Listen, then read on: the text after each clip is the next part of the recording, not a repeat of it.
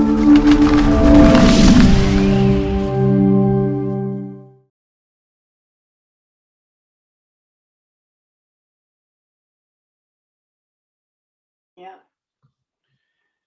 So another question, if we can go to on the chat from Tom.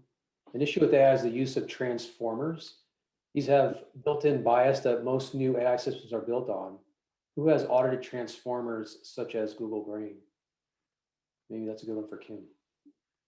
Yeah, so I'll just to clarify, if people are not familiar with what transformers are, these are the systems that, as an example, use natural language processing techniques to like translate text from one language to another, and they're kind of expanding into being like automating like text compiling from video.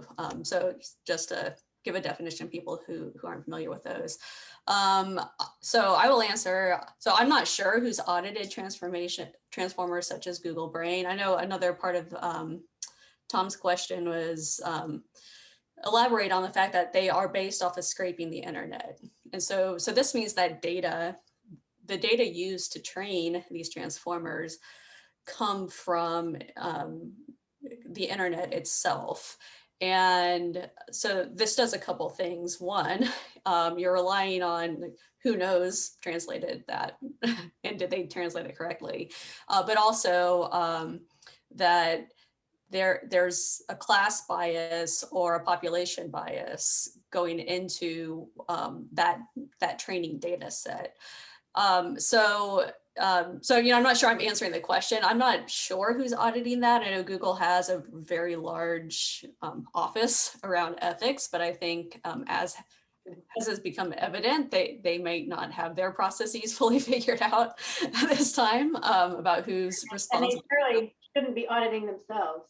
Right, yeah. But I do know Kathy O'Neill. Our understanding is that she's developed she has a firm to audit algorithms. I don't know if that's even related in this case, but I think we're seeing a lot more of these kinds of niche groups. And, our goal is to leverage these niche groups. We have folks out of Harvard and other areas that would come in and help us when a client wants to take a deep dive. The IEEE can take a deep dive in medical. Michael, you're in retail, there's retail systems as well, and advertising algorithm standards and things that can be brought in. We run a one-day workshop and can take a deep dive into those kinds of things, bringing in experts who could help.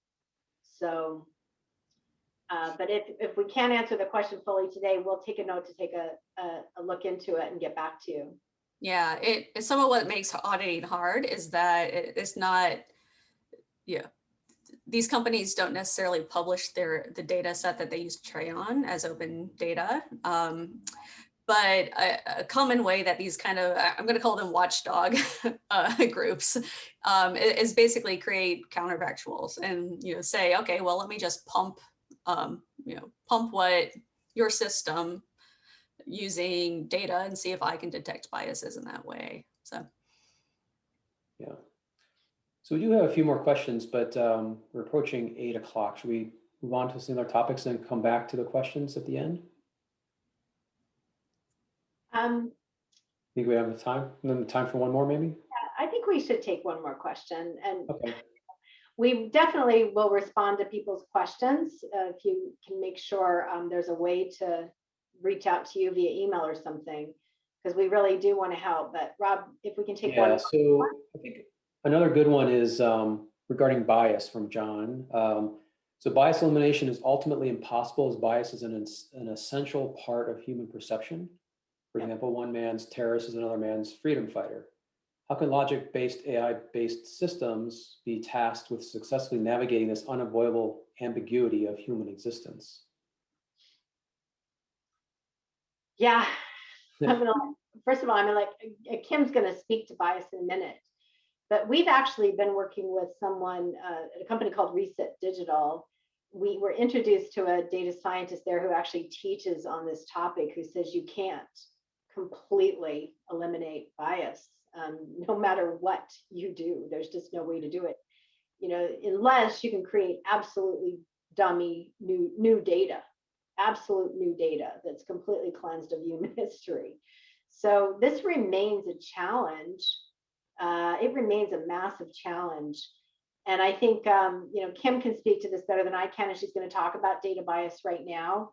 But to the extent that we can take sample sizes of data, as well as the data itself, and change that data when programming a certain type of system so it removes some of that bias, I think more and more techniques that are enabling people to do things like that, we really need to emerge out of this.